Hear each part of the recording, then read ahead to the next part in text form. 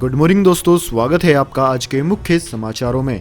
दोस्तों यहाँ पर आपको देखने को मिलेंगी सुबह से लेकर शाम तक की देश दुनिया की तमाम बड़ी खबरें मुख्य समाचारों के रूप में। तो दोस्तों आप सभी लोगों से रिक्वेस्ट है कि इस वीडियो को ज़्यादा से ज़्यादा लाइक और शेयर करें। तो दोस्तों सीधे चलते हैं आज की पहली बड़ी खबर की ओर। बिहार में जीत हासिल होते ही अमित शाह और जेपी नड्डा ने बंगाल फतह के लिए बनाया गेम प्लान। जी हां दोस्तों, भारतीय जनता पार्टी बिहार में जीत हासिल करने के बाद अब पश्चिम बंगाल पर फोकस कर रही है और इसी सिलसिले में प्रदेश भाजपा ने बुधवार को कहा कि केंद्रीय गृह मंत्री अमित शाह और पार्टी अध्यक्ष जेपी नड्डा विधानसभा चुनाव तक हर महीने राज्य में आएंगे। अगले साल अप्रैल मई में 294 सदस्यीय पश्चिम बंगाल विधानसभा के लिए चुनाव होने वाले हैं। दोस्तों प्रदेश भाजपा अध्यक्ष दिलीप घोष ने बताया कि ये दोनों वरिष्ठ भाजपा नेता चुनाव से पहले पार्टी संगठन का जायजा लेने के लिए हर महीने पश्चिम बंगाल की अलग अलग यात्रा करेंगे। इसके बाद दोस्तों अगली बड़ी खबर, दिल्ली की एयर क्वालिटी में कोई बड़ा बदलाव होने की संभावना फिलहाल नहीं। पराली जलाने से प्रदूषण का प्रभाव फिर बढ़ा। जी हां दोस्तों, दिल्ली में हवा की गुणवत्ता एक बार फिर मामूली रूप से खराब हो गई है और यह खराब श्रेणी में दर्ज की गई क्योंकि हवा की दिशा बदलने के बाद पराली जलाने से होने वाले प्रदूषण का शहर में प्रभाव फिर से बढ़ गया है। दिल्ली में वायु गुणवत्ता सूचकांक सुबह मध्यम श्रेणी में दर्ज किया गया। हालांकि दिन बढ़ने के साथ प्रदूषण का स्तर थोड़ा बढ़ गया। 24 घंटे का औसत AQI 211 दर्ज किया गया। यह एक दिन पहले 171 था। दोस्तों आपकी जानकारी के लिए बता दें, 0 से 50 के बीच वायु गुणवत्ता सूचकांक को अच्छा, 51 से 100 के बीच संतोषजनक, 101 से 200 के बीच मध्यम, 201 से 300 के बीच को खराब और 301 से 400 के बीच को बहुत खराब और 401 से 500 के बीच को गंभीर माना जाता है।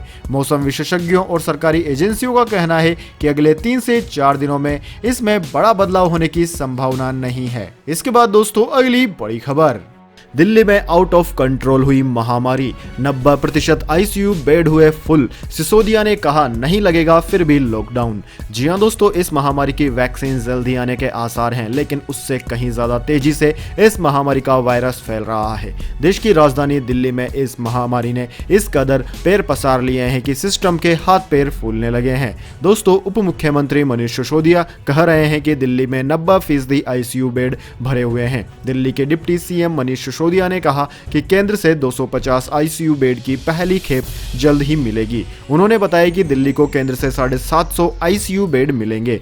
फिलहाल दिल्ली में 26,000 इस महामारी के संक्रमित होम आइसोलेशन में हैं। दिल्ली में इस महामारी के 16,000 बेड हैं। भीड़ में जाने से संक्रमण का डर है। वहीं दोस्तों दिल्ली के उप मुख्यमंत्री मनीष सिसोदिया ने कहा है कि दिल्ली सरकार का लॉकडाउन लगाने का कोई इरादा नहीं है। लॉकडाउन इस महामारी से लड़ने का उपाय नहीं है। इससे लड़ने का एकमात्र उपाय मेडिकल मैनेजमेंट है। अभी दिल्ली में 26,000 लोग होम आइसोलेशन में है। हमारे पास 16,000 बेड हैं, उनमें से 50% बेड खाली हैं। वहीं दोस्तों उप मुख्यमंत्री मनीष सिसोदिया ने कहा कि मैं दुकानदारों को आश्वस्त करना चाहता हूं कि उन्हें डरने की कोई जरूरत नहीं है। हम लॉकडाउन लगाने का कोई इरादा नहीं रखते हैं। हम चाहते हैं कि आपकी दुकानें खुली रहे। यदि जरूरत हो तो कुछ बाजारों को सील किया जा सकता है, जिसका प्रस्ताव केंद्र को भेजा गया है, लेकिन यह किसी भी तरह से लॉकडाउन नहीं होगा।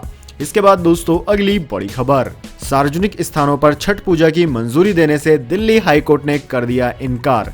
जी हां दोस्तों, इस महामारी के बढ़ते मामलों को देखते हुए बुधवार को दिल्ली हाईकोर्ट ने दिल्ली सरकार द्वारा सार्वजनिक स्थलों, तालाबों, नदी तटों और अन्य स्थलों पर छठ पूजा के आयोजन पर लगाए गए प्रतिबंध में हस्तक्षेप करने से इनकार कर दिया है। दोस्तों दिल्ली हाईकोर्ट ने कहा है कि लगता है कि याचिकाकर्ता इस महामारी वायरस से के प्रकोप से वाकिफ नहीं है। सार्वजनिक जगहों पर लोगों के इकट्ठा होने से यह महामारी का संक्रमण और तेजी से फैलता है।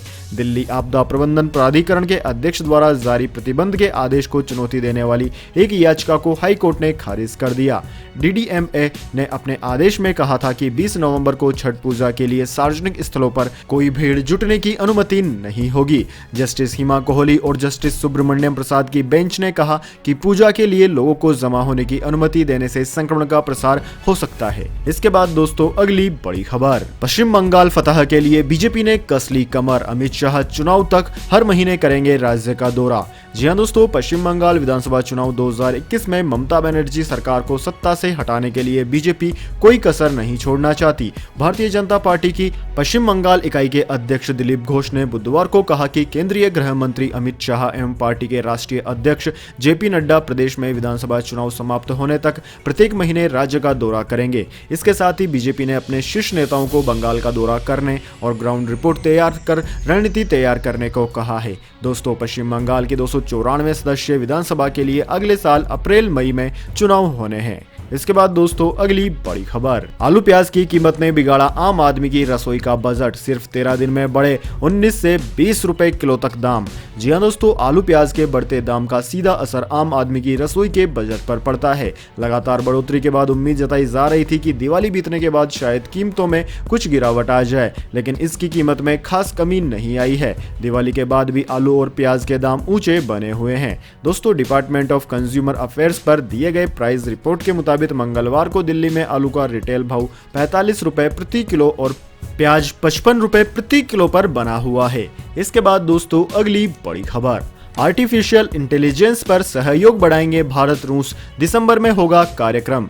जी हां दोस्तों, रूसी सरकार ने मेगा आर्टिफिशियल इंटेलिजेंस इवेंट के आयोजकों ने कहा है कि वे ब्रिक्स समूह के अंतर्गत भारतीय और रूसी कंपनियों के बीच सहयोग बढ़ाते हैं। आयोजकों ने बताया कि इस साल दिसंबर तक आयोजित होने वाले अंतर्राष्ट्रीय कृत्रिम बुद्धिमत्ता सम्मेलन में विदेशी प्रतिभागियों की सूची में भारत सबसे ऊपर है। इसके बाद दोस्तों अगली बड़ी खबर, जो बाइडेन ने भारत को लेकर दिया पहला बयान, प्रधानमंत्री मोदी को लेकर कही बड़ी बात।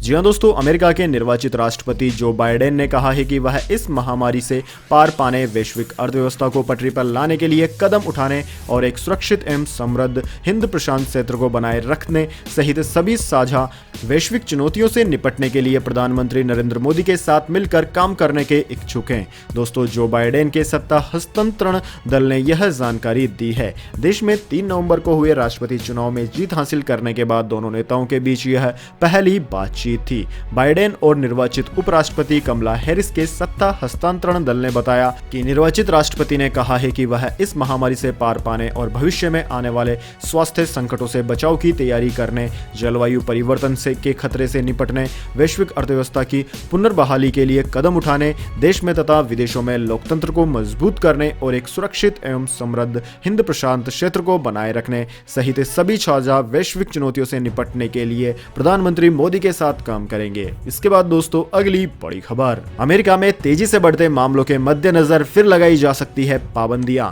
जी हां दोस्तों, अमेरिका में इस महामारी के बढ़ते मामलों के मद्देनजर अधिकारियों ने इससे निपटने के लिए एक बार फिर पाबंदियां लगाना शुरू कर दिया है। रिपब्लिकन गवर्नरों ने मास्क पहनना अनिवार्य कर दिया है और स्कूलों को दोबारा खोलने की योजनाएं भी फिलहाल स्थगित कर दी है।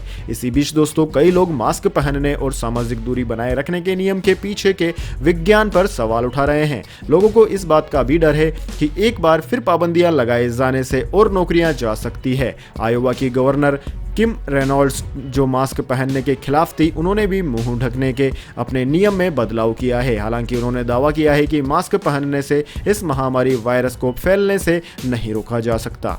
इसके बाद दोस्तों अगली बड़ी खबर, इंग्लैंड लगाएगा पेट्रोल डीजल कारों पर बैन, इस प्रोजेक्ट से आएगी 2.5 लाख नौकरियां। जी हां दोस्तों, ग्रीन अर्थ की दिशा में बड़ा कदम उठाते हुए ब्रिटेन ने 2030 से डीजल और पेट्रोल कारों की बिक्री पर प्रतिबंध लगाने का फैसला किया है। प्रधानमंत्री बोरिस जॉनसन आज इस संबंध में घोषणा कर सकते हैं। दरअसल दोस्तों, सरकार का यह फैसला ग्रीन इंडस्ट्रियल रिवोल्यूशन के लिए 10 सूत्रीय योजना का हिस्सा है। बोरिस जॉनसन ने ग्रीन हाउस गैसों के उत्सर्जन की में कमी लाने और 2050 तक देश को कार्बन न्यूट्रल बनाने के लिए $15.9 मिलियन की योजना तैयार की है। साथ ही सरकार को उम्मीद है कि इस योजना से 2.5 लाख नौकरियां उत्पन्न होंगी। इसके बाद दोस्तों अगली बड़ी खबर, नेपाल की राजनीतिक संकट में चीन दे रहा है दखल, प्रधानमंत्री ओली के साथ चीनी राजदूत ने की बैठक। जी हां दोस्तों, नेपाल में सत्तारूढ़ पार्टी नेपाल कम्युनिस्ट पार्टी के भीतर बढ़ते घमासान में चीन दखल देने लगा है।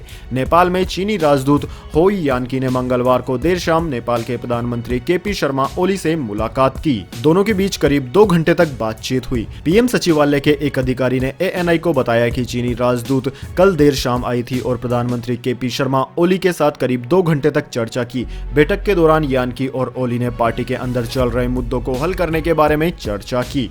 इसके बाद दोस्तों अगली बड़ी खबर, दिल्ली में नहीं लगेगा लॉकडाउन, लेकिन शादियों में सिर्फ 50 मेहमानों की छूट को मिली मंजूरी। साथ ही छठ पूजा पर रोक है बरकरार। जी हां दोस्तों, दिल्ली में दोबारा से लॉकडाउन नहीं लगेगा। एक दिन पहले ही मुख्यमंत्री अरविंद केजरीवाल ने इसके संकेत दे दिए थे। हालांकि दोस्तों बुधवार को डिप्टी सीएम मनीष सिसोदिया ने कहा कि हमारा लॉकडाउन लगाने का कोई इरादा नहीं है। उधर उपराज्यपाल अनिल बैजल ने दिल्ली में होने वाली शादियों में मेहमानों की संख्या 200 की जगह सिर्फ 50 रखने के केजरीवाल सरकार के प्रस्ताव को मंजूरी दे दी है। यह पाबंदी कितने दिन के लिए होगी यह साफ नहीं है। हालांकि इससे दिल्ली के वेडिंग मार्केट पर असर पड़ सकता है।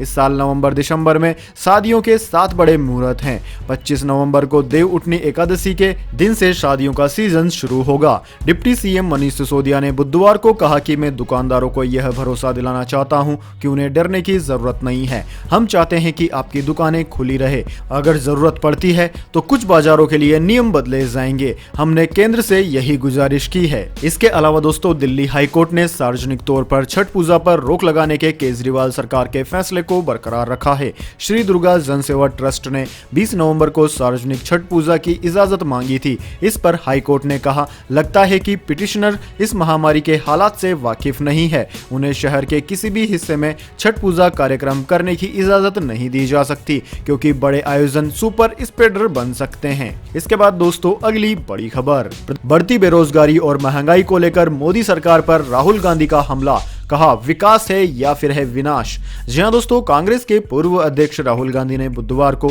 एक ट्वीट कर बढ़ती बेरोजगारी और महंगाई को लेकर केंद्र सरकार पर हमला बोला है। उन्होंने दावा किया है कि देश के बैंक और सकल घरेलू उत्पाद यानी कि जीडीपी मुसीबत में है तथा इस स्थिति में जनता का मनोबल टूट रहा है। उन्होंने ट्वीट किया कि बैंक मुसीबत में है और जीडीपी भी। महंगाई इतनी ज्यादा कभी नहीं थी, न ही बेरोजगारी। जनता का मनोबल टूट रहा है और सामाजिक न्याय प्रतिदिन कुचला जा रहा है।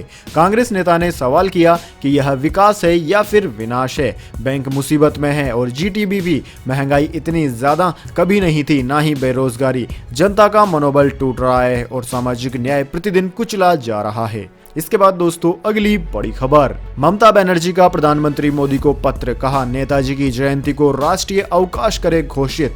जी हां दोस्तों, पश्चिम बंगाल की मुख्यमंत्री ममता बनर्जी ने प्रधानमंत्री नरेंद्र मोदी से 23 जनवरी को नेताजी सुभाष चंद्र बोस की जयंती पर राष्ट्रीय अवकाश घोषित करने की मांग की है। इस संबंध में ममता बनर्जी ने प्रधानमंत्री को एक पत्र भी लिखा है।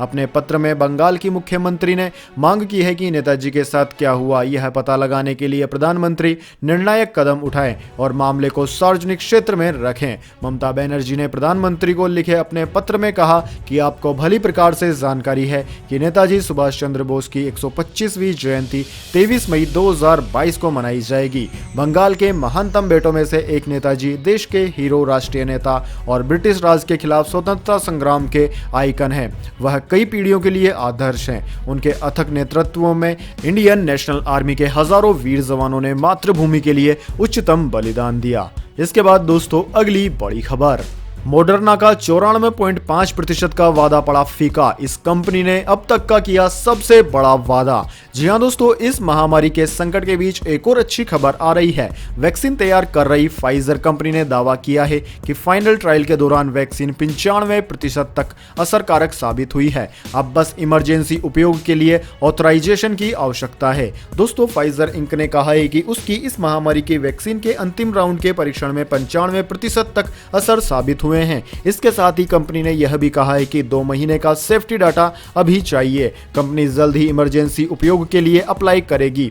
ड्रग मेकर कंपनी ने कहा है कि जर्मन साथी बायोनेटेक एसी के साथ विकसित वैक्सीन का ट्रायल हर उम्र और विभिन्न क्षेत्र के वॉलंटियर पर किया गया है। इस ट्रायल में वैक्सीन इफेक्टिव पाई गई। वैक्सीन का कोई बड़ा दुष्प्रभाव भी नहीं देखा गया। कंपनी का कहना है कि यह टीका दुनिया भर में व्यापक रूप से काम कर सकता है। इसके बाद दोस्तों अगली बड़ी खबर, मौसम समाचार। उत्तर भारत में पड़ेगी कड़ाके की ठंड, शीतलहर लेगी घेरे में। जी हां दोस्तों, पहाड़ों पर बर्फबारी के साथ ही दिल्ली, उत्तर प्रदेश, पंजाब, हरियाणा समेत समूचे उत्तर भारत में ठंड बढ़ गई है। मौसम विभाग यानी कि इंडियन मेट्रोलॉजी डिपार्टमेंट की माने तो 19 या 20 नवंबर से पहाड़ी क्षेत्रों से होकर आने वाली ठंड उत्तर पश्चिमी हवाओं के प्रभाव से पंजाब, हरियाणा, दिल्ली समेत मैदानी राज्यों में तमाम जगहों पर तापमान में गिरावट करेगी। दोस्तों, सीजन के पहले सक्रिय पश्चिमी विक्षोभ के बाद एक नया वेस्टर्न डिस्टर्बेंस उत्तर भारत के पर्वतीय राज्यों के मौसम को प्रभावित करने वाला है। इससे बारिश की गतिविधियां देखी जाएंगी। इसके बाद दोस्तों अगली बड़ी खबर, गोल्ड सिल्वर प्राइस टुडे। सोना चांदी की कीमतों में हुई गिरावट, जानिए क्या है आज के ताजा दाम। जी हां दोस्तों, भारतीय बाजारों में गोल्ड की कीमत में आज गिरावट दर्ज की गई है। दिल्ली सराफा बाजार में बुधवार को सोने की कीमतों में 357 रुपए प्रति 10 ग्राम की कमी आई। वहीं चांदी के दाम में भी कमी देखी गई है। 1 किलोग्राम चांदी के दाम में 532 रुपए की गिरावट आई है। इससे पहले दोस्तों दिल्ली सराफा बाजार में सोना 50,610 रुपए प्रति 10 ग्राम पर बंद हुआ था, जबकि चांदी 63,171 रुपए प्रति किलोग्राम पर थी। फिलहाल की बात की जाए तो दोस्तों फिलहाल ताजा सराफा भाव के अनुसार दिल्ली में 10 ग्राम सोने का दाम 50,253 रुपए प्रति 10 ग्राम पर चल रहा है। वहीं दोस्तों चांदी की बात की जाए तो चांदी की कीमत 62,639 रुपए प्रति किलोग्राम पर है। इसके बाद दोस्तों अगली बड़ी खबर, India versus Australia. Shoaib Akhtar का आया बड़ा बयान, कहा रोहित शर्मा के पास टीम इंडिया की कप्तानी करने की है काबिलियत। जी हां दोस्तों, टीम इंडिया 3 वनडे, 3 टी20 और 4 टेस्ट मैचों की सीरीज के लिए ऑस्ट्रेलिया दौर पर गई है, जहां कप्तान विराट कोहली पहले टेस्ट मैच तक ही टीम के साथ रहेंगे। वहीं दोस्तों रोहित शर्मा टेस्ट सीरीज के लिए ही टीम का हिस्सा है। ऐसे में माना जा रहा है कि कोहली की गैर मौजूदगी में रोहित को टीम इंडिया की कप्तानी मिल सकती है। वहीं मुंबई इंडियंस को 5वीं बार आईपीएल का खिताब दिलाने के बाद से ही फैंस लगातार रोहित को टीम इंडिया का कप्तान बनाए जाने की मांग कर रहे हैं। अब इस बहस में पूर्व पाकिस्तानी तेज गेंदबाज शोएब अख्तर भी कूद पड़े हैं। दोस्तों अख्तर का कहना है कि कोहली की गैर मौजूदगी में रोहित ऑस्ट्रेलिया के खिलाफ टीम इंडिया की कप्तानी भी कर सकते हैं। उन्होंने कहा है कि बतौर कप्तान यह रोहित के लिए खुद को साबित करने का शानदार मौका होगा। इसके बाद दोस्तों अगली बड़ी खबर, फ्रांस में पुलिस कर्मियों की तस्वीर प्रकाशित करना होगा अपराध, मिलेगी सजा। जी हां दोस्तों, फ्रांस की सरकार पुलिस को सशक्त बनाने के उद्देश्य से एक कानून लेकर आ रही है। इस कानून के अमल में आने के बाद पुलिस कर्मियों को नुकसान पहुंचाने के इरादे से उनकी फोटो प्रकाशित करने वालों के खिलाफ कार्यवाही की जा सकेगी। सरकार ने बिल का मसौदा संसद में पेश किया है, जिस पर बहस हुई। वहीं दोस्तों मानवाधिकार संगठनों ने इस बल पर आपत्ति जताई है। उनका कहना है कि इससे न केवल प्रेस की स्वतंत्रता प्रभावित होगी, बल्कि बेवजह लोगों को प्रताड़ित करने का खतरा भी बना रहेगा। जबकि सरकार का कहना है कि बिल का उद्देश्य केवल पुलिस अधिकारियों के खिलाफ होने वाली हिंसा को रोकना है। तो दोस्तों यह थी आज की तमाम बड़ी खबरें। अगर दोस्तों वीडियो आपको पसंद आई है तो वीडियो को ज्यादा से ज्यादा लाइक और शेयर करें। धन्यवाद। वंदे मातरम। जय हिंद, जय भारत।